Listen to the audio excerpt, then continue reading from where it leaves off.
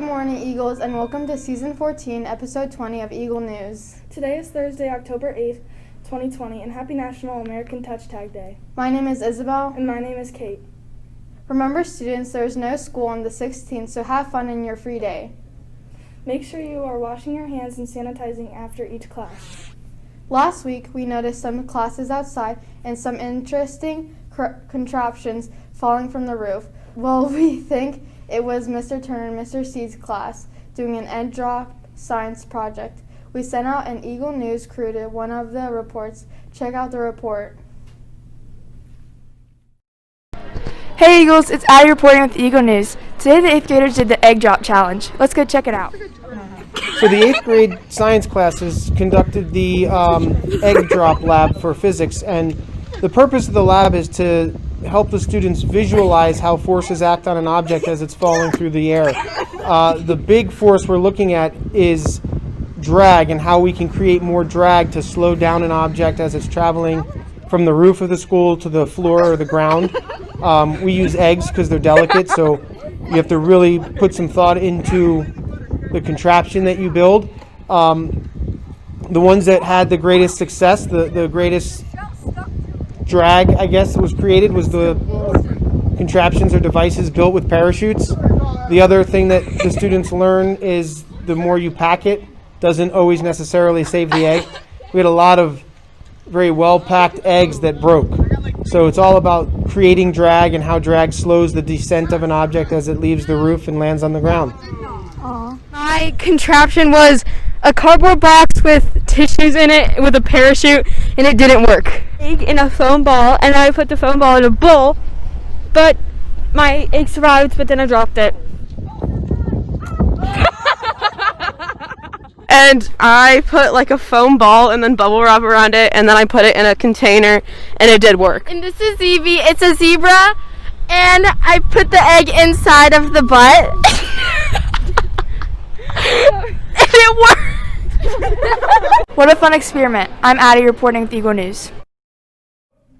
Don't forget to check out the PTO's website that was reposted on Schoology again by Mr. Mehta. You can buy t-shirts, sweatshirts, and these lanyards, and HMS masks. Check it out. Now let's head to Addi in the Eagle News weather report station for today's weather. Thanks, Kate. Today's weather report starts out with the thunderstorm report from weather.com. Check out this map behind me where there's a good chance of thunderstorms in northern Wisconsin and Minnesota, and of course the state where there's always weather, Florida, where there is a chance of thunderstorms. Today in Powell, Ohio, it is going to be a little warmer than most of our fall days, with a high of 68 degrees and a low of 45 at night. There is a 10% chance of rain, but skies will be mainly sunny and bright. Enjoy this beautiful day. Let's go back to the newsroom with Izabelle and Kate to see what Mr. Bennett's best thing he found on the internet last night. Thank you, Addi, for that weather report. I can't wait to go outside when I get home. Mr. Mehta believes this is a pretty cool video from the streets of Columbia. Here's a point of view camera from the helmet of a bicycle racer. This looks like a video game. Check this out.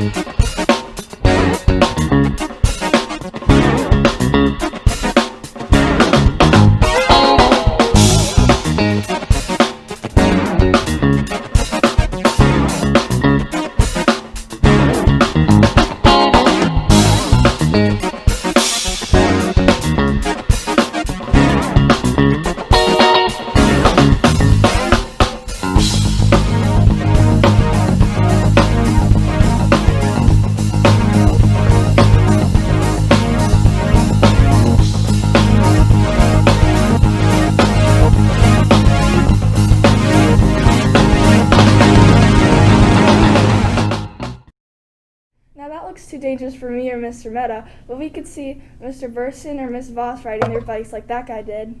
Lunch news. Remember, Eagles, if you are just in need of a milk, get a fruit and vegetable with the milk to make it free. Nothing beats some grapes and carrots with your milk. Remember, that combination is free. Hey, Kate, I wonder what's for lunch today. I'm not sure. Let's head over to the kitchen to see what's on the menu for today. Roll it.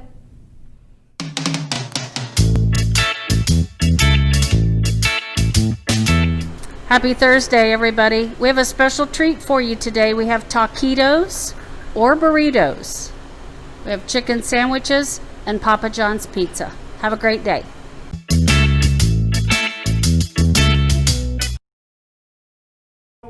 Thank you, Mrs. Carr, for that amazing lunch report. That food sounds amazing and lunch looks good today. Now let's stand for the Pledge of Allegiance.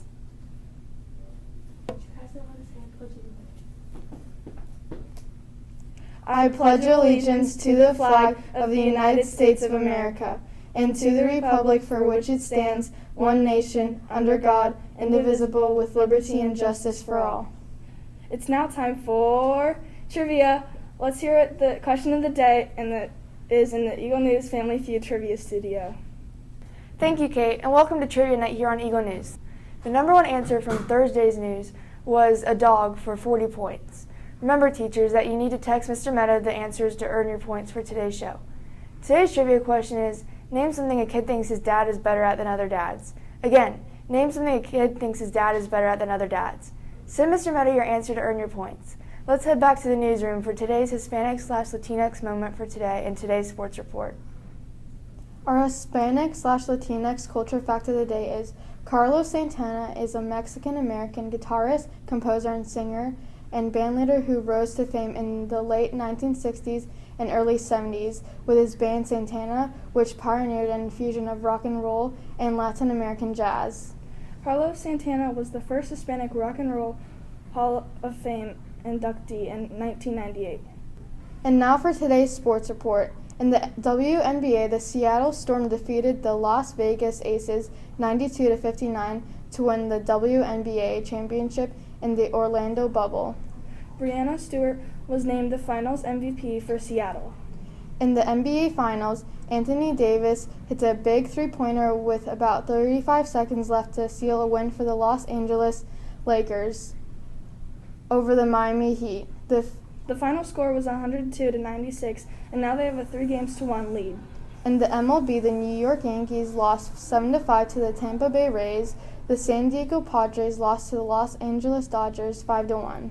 The Miami Marlins lost 9-5 to the Atlanta Braves, and finally the Houston Astros beat the Oakland Athletics 5-2.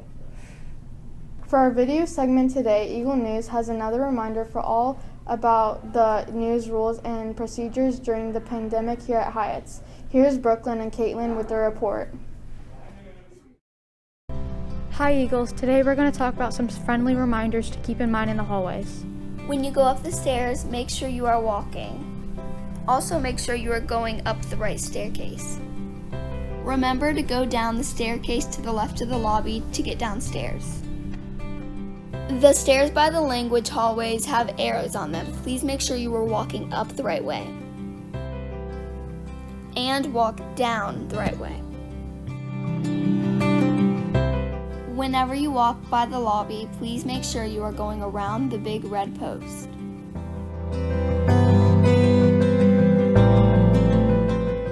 Please remember there are no lockers this year and that you will be needing to use your backpack to keep everything in.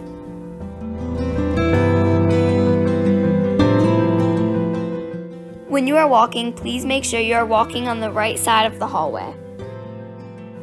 There is hand sanitizer installed all around the building. Please make sure you are using it before and after class and whenever you get the chance.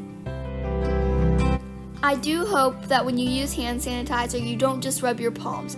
If you do, you might not get all the germs off, so make sure you get in between your fingers and on the back of your hands. All right, Eagles, just a reminder, when you're walking in the hallway, make sure to follow all of the directions on the floor and follow the arrows so we're being safe. And also just make sure you're keeping distance from all of your friends and wearing your mask appropriately. That's it for today, Eagles. Now let's head back to the newsroom. Thank you for those reminders, ladies. Yes, we need to make sure we sanitize and wash our hands as much as possible. Let's head to the studio with Addi for today's This Day in History.